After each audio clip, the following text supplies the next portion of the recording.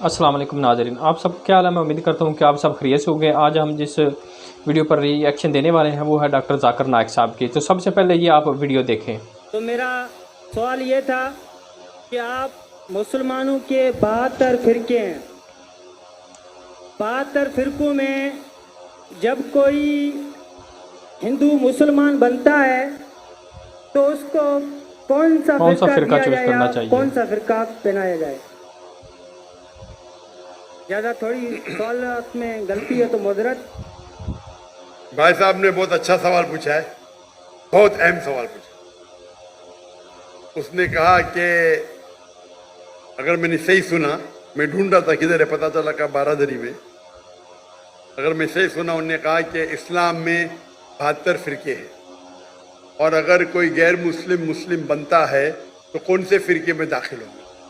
بھائی صاحب اسلام میں 72 فرقے نہیں ہیں، یہ اسلام میں 72 فرقے نہیں، اسلام میں نہیں لکھا ہے کہ اسلام میں 72 فرقے، قرآن میں بھی نہیں لکھا ہے، حدیث میں نہیں۔ اللہ کے رسول فرماتے ہیں کہ مسلمان 72 فرقے میں بٹیں گے۔ اللہ کے رسول نے یہ نہیں کہا کہ بناؤ فرقے۔ قرآن مجید میں لکھا ہے فرقہ بنانا حرام ہے، سورہ انعام سورہ نمبر 6 آیت نمبر 158 159 159، وہاں لکھا ہے کہ جو بھی فرقے بنائیں گا یہ رسول تجھ کو اس سے لینا دینا کچھ نہیں، اللہ تعالیٰ اسے دیکھیں گا۔ قرآن کی کئی آیتیں فرقے بنانا حرام ہے، اس کے باوجود ترمذی کی صحیح حدیث ہے، حدیث نمبر 171، جہاں اللہ کے حضور فرماتے کہ مسلمان جس طریقے سے عیسائی نے یا یہودی نے 71 فرقے بنائے، عیسائی نے 72 بنائے، مسلمان 73 بنائیں گے، 73 not 72 73 73۔ تو اللہ کے رسول فرماتے کہ مسلمان بنائیں گے، اللہ کے رسول نے یہ نہیں کہا کہ بناؤ۔ اب سمجھ رہے؟ قرآن میں صاف کہا گیا ہے فرقے بنانا حرام ہے۔ اللہ تعالیٰ فرماتے سورہ عمران میں سورہ نمبر 3 آیت نمبر 103 میں وَاعْتَصِمُوا بِحَبْلِ اللَّهِ جَمِيعًا وَلَا تَفَرَّقُوا، اللہ کی رسی کو مضبوطی سے پکڑو اور آپس میں مت بٹو۔ اللہ کی رسی کیا ہے؟ قرآن اور صحیح حدیث۔ تو فرقے بنانا حرام ہے اسلام میں، لیکن پھر بھی بنائیں گے، بنا رہے ہیں۔ آپ کا سوال ہے اگر کوئی غیر مسلم بنتا ہے تو کون سے فرقے میں جائیں گا؟ تو مسلمان بنے گا۔ قرآن کی کئی آیتیں قَالَ إِنَّنِي مِنَ الْمُسْلِمِينَ، کہو کہ میں مسلم ہوں، قرآن میں کہاں نہیں لکھی کہ باقی کچھ کہو۔ تو اسلام ایک ہی مذہب ہے، اگر کوئی غیر مسلم اپنی مذہب کو تبدیل کریں گا ہم کہیں گے اسے اسلام میں داخل ہو۔ اپنے آپ کو کیا بولو؟ مسلمان، مسلم، فل سٹاپ۔ اگر کوئی شخص ندوہ سے پڑھا اپنے آپ کو ندوی بولتا، مجھے کوئی اعتراض نہیں۔ کوئی دیوبند سے پڑھا دیوبندی بولتا، مجھے کوئی اعتراض نہیں۔ مدینہ سے پڑھا ہے مدنی بولتا، مجھے کوئی اعتراض نہیں۔ لیکن دینی لقب سے مسلم، صرف مسلم۔ ہلو جی ویور جی، آپ سن رہے تھے ڈاکٹر ذاکر نائک صاحب کو، یہ ایک غیر مسلم تھا تو اس نے سوال پوچھا ہے کہ اگر میں مسلمان ہو جاؤں یا کوئی بھی غیر مسلم ہوتا ہے تو وہ کون سے فرقے میں جائے گا؟ آپ کے 72 فرقے ہیں۔ سب سے تو یہ بات پہلی جو اس میں دیکھنے والی ہے کہ کوئی بھی غیر مسلم ان کے ذہن میں یہ چیز ہے کہ مسلمانوں کے 72 فرقے ہیں۔ سب سے پہلا نقصان یہ کہ وہ سوچے گا اگر مسلمان بنتا ہوں تو پھر آگے ان کے فرقے ہیں، ان کے اپنے فرقوں کی بہت لڑائیاں ہیں کہ ایک دوسرے کو کافر کہتے ہیں کہ مسلمان ہو کر پھر میں کہیں پھنس نہ جاؤں کہ پھر ویسے کہ ویسے رہ جاؤں۔ تو یہ چیزیں ایسی ہیں کہ جو غیر مسلموں کو مسلم یا مسلمان ہونے میں بھی ان کے لیے پریشانی کا باعث ہے، یا وہ سوچتے ہوں گے تو پھر وہ خاموش ہو جاتے ہوں گے تو ہمیں کیا ضرورت ہے، یہ تو خود ایک دوسرے کو کافر کہتے ہیں۔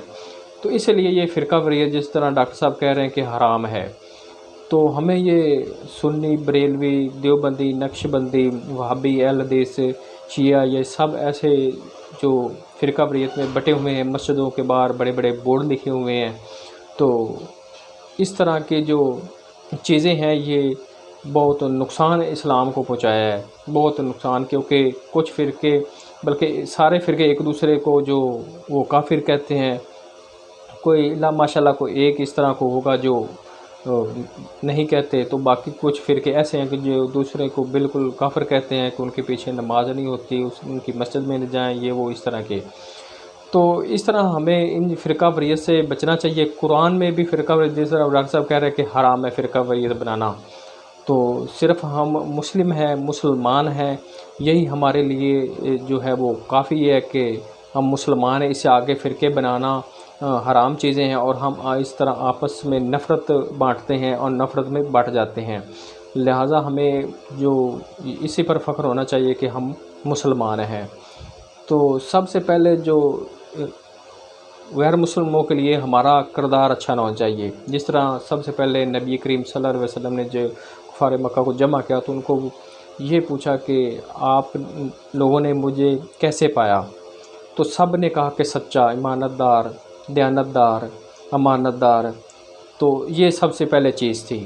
سب سے پہلے آپ نے یہ نہیں کہا کہ اللہ کو مانو، کلمہ پڑھو، یہ بالکل نہیں۔ سب سے پہلے اپنا کردار پیش کیا۔ ان کو پتہ تھا کہ آپ نبی کریم صلی اللہ علیہ وسلم نبوت سے پہلے بھی جو سچ بولتے تھے، سچے تھے، امانت دار تھے۔ تو اس طرح انہوں نے سب سے پہلے اپنا جو کردار ہے وہ پیش کیا، تب جا کے لوگوں نے نبی کریم صلی اللہ علیہ وسلم پر جو ہے وہ ایمان لائے، کیونکہ آپ نے جب کہا کہ آپ صرف ایک خدا کو مانیں، کیونکہ آپ نبی صلی اللہ علیہ وسلم نے کبھی جھوٹ یا اس طرح بالکل نہیں بولا، لوگ آپ کو امانت دار، امین کہتے تھے۔ تو ہم کس موڑ پر کھڑے ہیں؟ ہمیں دیکھ کر کون مسلمان ہوگا؟ کہ وہ غیر مسلم کنٹری والے یا جاپان والے پاکستان آ جائیں تو کیا وہ ہم سے متاثر ہوں گے؟